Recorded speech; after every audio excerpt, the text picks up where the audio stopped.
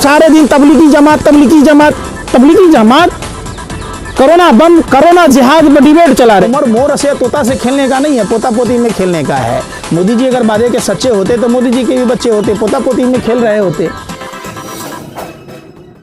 नमस्कार, मैं आपका अमरी नासिर।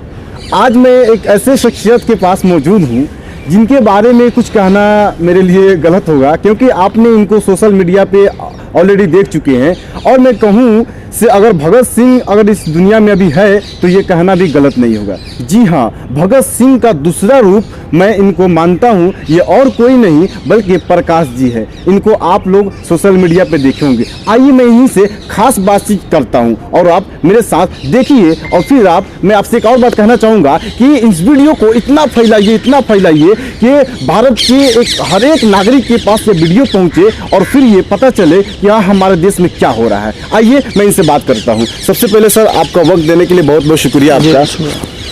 सर, मेरा पहला ही सवाल है लोकतंत्र को लेकर। क्या आज हमारे देश का लोकतंत्र क्या खतरे में है? आपको नहीं लग रहा पूरा का पूरा देश खतरे में है? आप सिर्फ लोकतंत्र को खतरे में क्यों आप रहे हैं?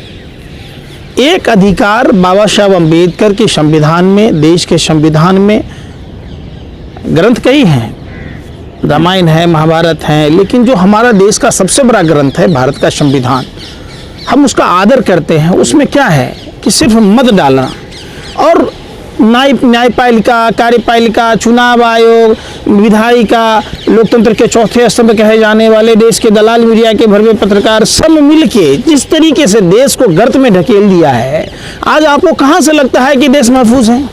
हम दूसरी गुलामी की ओर जा रहे हैं। ईस्ट इंडिया पार्टी 1 की सरकार को देश की जनता ने खदेड़ा था, हमारे पूर्वजों ने खदेड़ा। अब हमारे देश में ईस्ट इंडिया पार्टी पूरा पैर पसार चुकी है।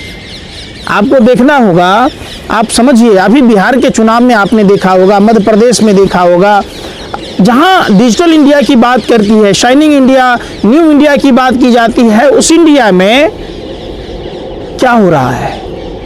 चुनाव आयोग अपने वेबसाइट पर 119 उम्मीदवारों की सूची डालता है। आखिर किसके कहने से 110 लोगों को ही सर्टिफिकेट दिया जाता है, बाकी के 9 लोगों को नहीं दिया जाता है?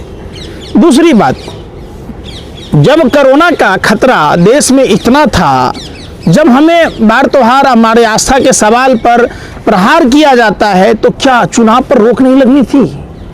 जहां बिहार जैसे स्टेट में, जहां आपने देखा होगा बाढ़ की विभीषिका ने तांडव मचाया, लोगों की स्थिति खराब है, भुखमरी के कगार पर है, बिहार के ही मजदूर नहीं, पूरे देश में किस तरीके का कुत्सित प्रयास किया गया? आखिर क्या हुआ? जो लोग हमारे देश में पढ़े लिखे लोग हैं, फिल्म में इंडस्ट्री से जुड़े लोग हैं, जो हमारे यहाँ कानूनविद हैं, शिक्षाविद हैं, जो अपने आप को पढ़े, इतनी मोटी मोटी किताबें पढ़े हैं, उनके इस किताब के पढ़ने का कोई मायने है क्या? अगर देश का लोकतंत्र खतरे में है, इसमें पार्टी, जो बड़ी बड़ी पार्टियां हो, कांग्रेस पार्टी हो या अलग अलग राज्यों की जो पार्टी सब है, वो आखिर वो क्यों मतलब कि मुंह में सत्तू लेकर चुपचाप है? क्यों ना इसके लिए प्रोटेस्ट कर रही है, आंदोलन कर रही है बड़े बड़े? अभी देखिए, जैसे मायावती सीबीआई के डर से भाजपा को सपोर्ट कर रही है। उन्होंने साफ कहा था कि अगर सपा को सबक सिखाने के लिए हम भाजपा को मदद करेंगे। ओवैसी साहब और प्रत्यक्ष रूप से भाजपा के एजेंट बनकर आधुनिक भारत के जिन्ना ने जिस तरीके से बिहार में परिवर्तन की लहर को रोकने का काम किया, इन लोगों का संगठन क्या है? क्यों गए बिहार? ये बहुत बड़ा सवाल होता है। क्या ओवैसी साहब उमर खालिद के लिए आवाज़ उठाया? क्या ओवैसी साहब बिहार में एक बहुत बड़ा उत्तर बिहार और सीमांचल का एरिया जहां बाढ़ की समस्या है, कोसी, कमला, गंडक, बागमती, महानंदा नदियों में बाढ़ आती है, उसके डैम के लिए कभी ओवैसी साहब ने आवाज़ उठाई हुई हो?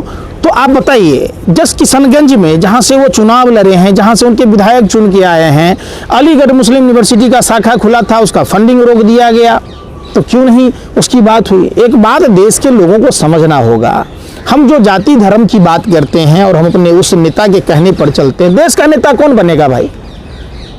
आप दलितों के नेता, आप अगरों के नेता, आप पिछड़ों के नेता, आप मुसलमानों के नेता, आप हिंदुओं के नेता, तो देश में स्वास्थ्य की बात कौन करेगा, शिक्षा की बात कौन करेगा, रोजगार की बात कौन करेगा, मंदी अर्थव्यवस्था की बात कौन करेगा? इस पर तो कभी कोई बात नहीं होती। कि आपने बिल्कुल सच कहा कि आज की डेट में जो हमारे लीडर है वो अपने धर्म का नेता बन चुके हैं, वो देश के नेता नहीं है। कारों ने जिस तरीके से गैंगस्टर की भूमिका निभाई, माने दलाली की।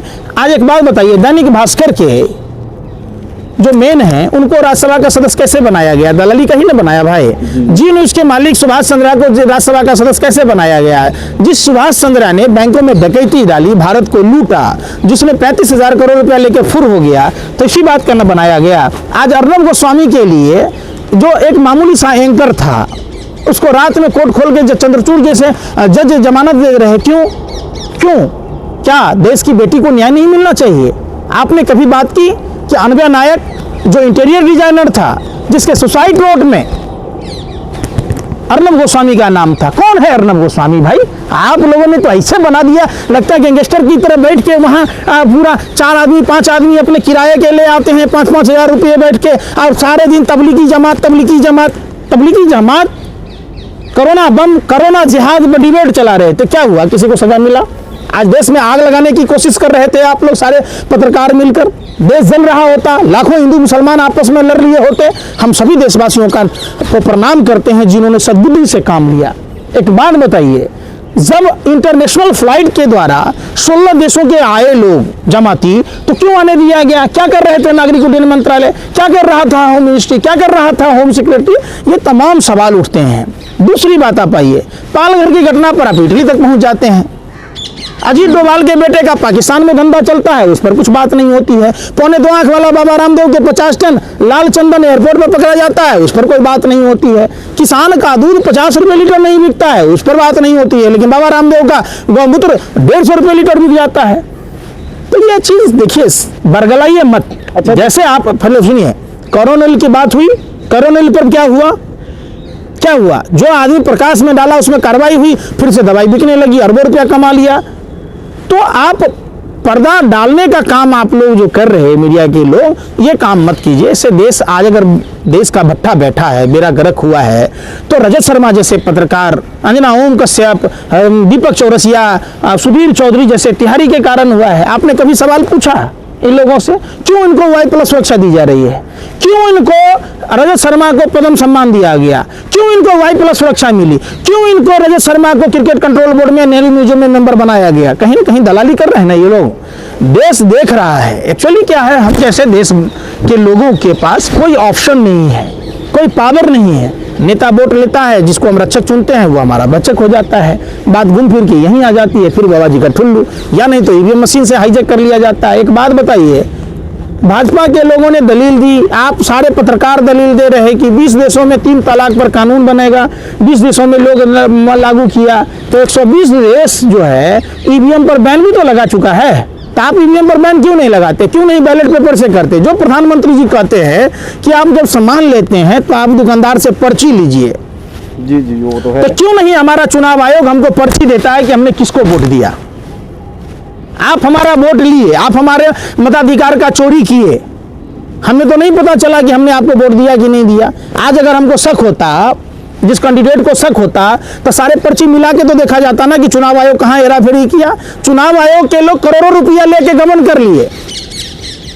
कैंडिडेट को जिलाधिकारी के सहयोग से, स्थानीय प्रशासन के सहयोग से, हमारा जो अभी हमारे पैर के छाले नहीं मिटे थे, आप उसको भी नजरअंदाज करवा दिए। एक ही अधिकार है, फिर 5 साल हम ठगाते रहेंगे। जिस बिहार में 39 सांसद लोकसभा चुनाव में चुने गए, वहाँ एम्बुलेंस की कमी के कारण बच्चे की मौत हो गई। आज तक देश में इतने संवैधानिक संस्था है, किसी ने डीएसपी देवेंद्र सिंह पर सवाल नहीं पूछा। क्यों नहीं पूछा? वही डीएसपी देवेंद्र सिंह जो प्रधानमंत्री कहते थे कि नोटबंदी से आतंकवादियों की कमर टूट गई, 12 लाख रुपया लेकर दिल्ली में आतंकवादी ला रहा था, एनआईए चार्जशीट दाखिल नहीं कर पाया। एक बात बताइए, सैटेलाइट को ये पता चल जाता है कि पंजाब में, हरियाणा में किसान पराली चला रहा है। सैटेलाइट को ये नहीं पता चला, देश की एनआईए को या और भी सीबीआई को, आईबी को ये पता नहीं चला कि वो कार किसकी थी जिस कार में 300 किलो RDX था। जिस आरडीएक्स कार के वजह से हमारे भारत माँ के वीर सपूत शहीद हुए, एक दिन के लिए कोई नेता बनता है तो उसको पेंशन दिया जाता है। जो हमारे भारत माँ के वीर सपूत है, जो सरहदों की रक्षा करते हैं, उनको पेंशन की सुविधा नहीं है। अगस्त मुनि समुद्र पी गए, अटल मुनि पेंशन पी गए, नरेंद्र मुनि रोजगारे पी गए, इतना बड़ा दारी बढ़ा लिए। आपने देखा होगा ये उम्र, देखिए ये उम्र मोर से तोता से खेलने का नहीं है, पोता पोती में खेलने का है। मोदी जी अगर वादे के सच्चे होते तो मोदी जी के भी बच्चे होते, पोता पोती में खेल रहे होते। कैसे